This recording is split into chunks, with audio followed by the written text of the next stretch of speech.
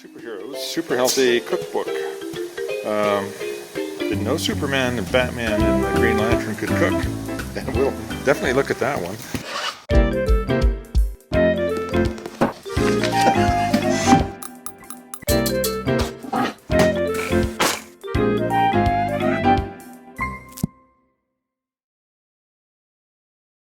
Welcome back to Bailey the Bookman. We are going to start our new adventures for 2020. And I want to wish you all a very happy new year and much success and good health in the upcoming year. And let's avoid all the bad puns and jokes about 2020. We know we're coming. Today we are going to start our new year off with a trip out to the countryside. Gentleman has approached me and needs to get rid of some books that collected by him and his father out on the farm. So we're going to take a little drive. It's about 40 minutes out into the countryside. Beautiful day for a drive. And we'll go see what he has. And if we can help him out, see if he has any books of value, and books that maybe don't have any value, but he still needs to get rid of. And thank goodness he is very loath to throw them in the dumpster or just chuck them out. So I'm always happy to go help with that sort of an effort. So we'll jump in the truck. I'm just waiting for him to come by, pick me up, and we'll go out and see what we can see. Well, here's some interesting stuff that you see on the way to book hunting. Mama and two little moose crossing the road and off the bush. There we go. So we're on our way. Off to the farm. We're going to look at some books today. We have arrived safe and sound here at the farm. And this is a family farm that this gentleman is going to be selling in the spring. He's accumulated some books from his father, a lot of his own books, and needs to get rid of them. So we're going to come have a look here today, see what we've got, and see if we can help out a little bit. And gorgeous day. It's a little fresh out here in the countryside. It's about minus 20 with the wind chill, but it's beautiful. Well, this is a great setup. Here we are in the, this is the shed, work shed. See the flatbed trailer is all stacked up with books. It's great, all at the right height, bending over for old guys, all sorts of stuff. Oh, look at this, and there's more on that side. Okay, we're going to get started and see what we have. Well, off to an interesting start. My favorite, one of my favorite authors, Farley Mowat. And The Dog That Wouldn't Be. This is kind of the book that got me started being a Farley Mowat fan. And actually, as I've said before, I don't really deal much in paperback books, but I like to give these to kids when they come into the store and, let them discover Farley Mowat, see if it's something that they like. Over here, look at this one. This is 13th Annual Report of the Commissioner of Labor, 1898, Hand and Machine Labor, Volume 1, Introduction and Analysis, Washington, Government Printing Office, 1899. So I think we're gonna come across some interesting titles in here. Well, we've made it a couple of feet along here. We've got all that to go yet, and then the other side. And we got a banker box full already. Some really cool old stuff I'm not completely familiar with. We're gonna have to research some of that when I get back to the shop. But for now, we'll keep looking. Well, here's one I've never seen before. Superheroes, super healthy cookbook. Didn't know Superman and Batman and the Green Lantern could cook. And we'll definitely look at that one. I'm not sure what all of this is, or what book that was at one point in time, but looks like a lot of home recipes. Yep. I think we will just leave that one there. What have we got here? Robin Hood Cookbook. Wow. Look at that. Well, we might have a look at that one. Well, gosh, this one's a bit rough. Looks like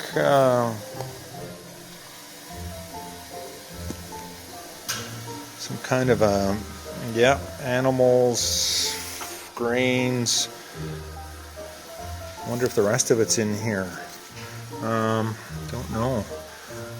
It's funny, lately I've had young ladies coming into the shop asking about, vintage cookbooks, and do I have any? And I haven't really kept any in the shop, but I think I just might start. So hey, maybe this would be a good start to have some for some of these younger folks that are interested in vintage cookbooks.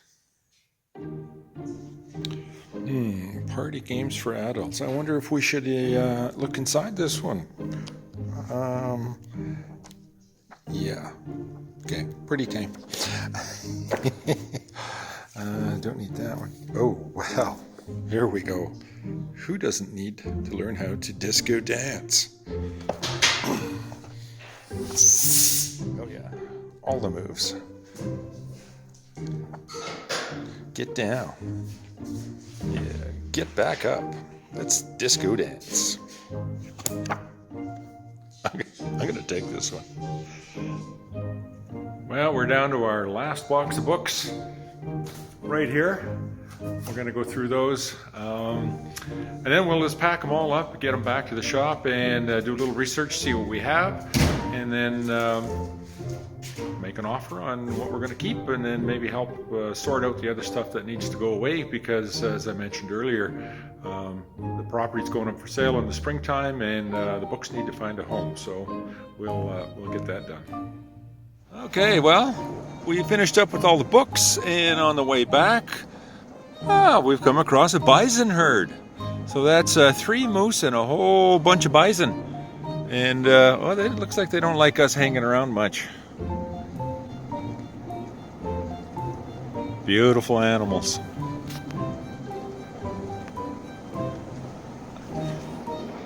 And they stay warm in this weather. They have very good coats.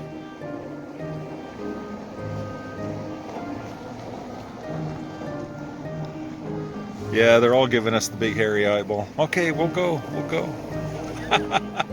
Okay, on our way back to the shop.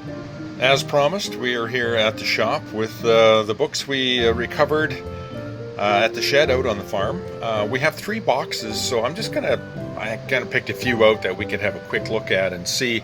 I have a lot more work ahead to go through all of them, but here's a few of the more interesting ones. Mention My Name in Atlantis. With the perfunctory illustration of the naked damsel confined, being threatened. This is actually a satire on Conan the Barbarian books, and apparently is quite hilarious. I grabbed this strictly for the artwork. Okay. The Golden Lure by Philip Hart, Old Western, published by Salfield, which was a publishing house from 1900 to 1977, I want to say, and they were primarily a reprint company. This book is not worth really any money. I won't even list it online. However, I love the artwork on these dust jackets. I'm really into cowboy stuff, but so I grabbed these books just as a matter of preservation. I will protect that dust jacket and put it on my kind of vintage bookshelf here in the store. Lights and Shadows. This is a religious tract published by the Watchtower Society. It's a little beat up and kind of rough. You can see that front board has got a little bit of a warp to it. This was published in 1875. Now, I grabbed this because it's published in 1875, and it's kind of a interesting binding and so forth. Typically, with religious publications, there are thousands and thousands of them published, and that is the case. Not the case, rather, with this one. The only copy I could find of this online listed is from a reprint company that will reprint books for you from, I'm not sure where they get the texts from, but I did not see any of this copy from 1875 listed online. So we will investigate further, and despite its condition, that will get listed online. Steel Rails to Victory. Let's just put that up. Photographic History of Railway Operations During World War II. Again, this is not a particularly valuable book. I'm not even sure I will list it online.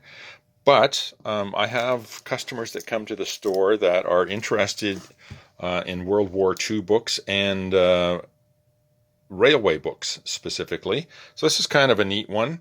Maybe one or two of my customers will find some interest in this, so I'll put that on the shelf as well. I'd mentioned while we were looking there in the shed that I get young ladies asking for vintage cookbooks. So I grabbed this one, the Watkins Salad book, 1946. Again, not particularly valuable, but I will keep it in the store for folks that want to get into that sort of thing. So here's an example of a religious publication that, again, there was literally hundreds of these, well, not hundreds, but dozens and dozens of these listed online. And it's from 1908, originally published in the 1890s. So, yeah, I brought it along just to have a peek, but really not sure what we'll do with that one. We will maybe donate that. Medical Curiosities. Yes, this is a disgusting book. I am not going to show you what's inside of it.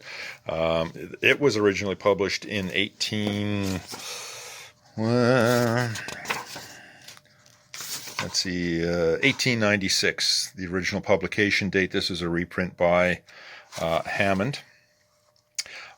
Yeah, it's like a bad car crash that you can't stop looking at. Some of the illustrations are quite disturbing. However, folks are interested in those.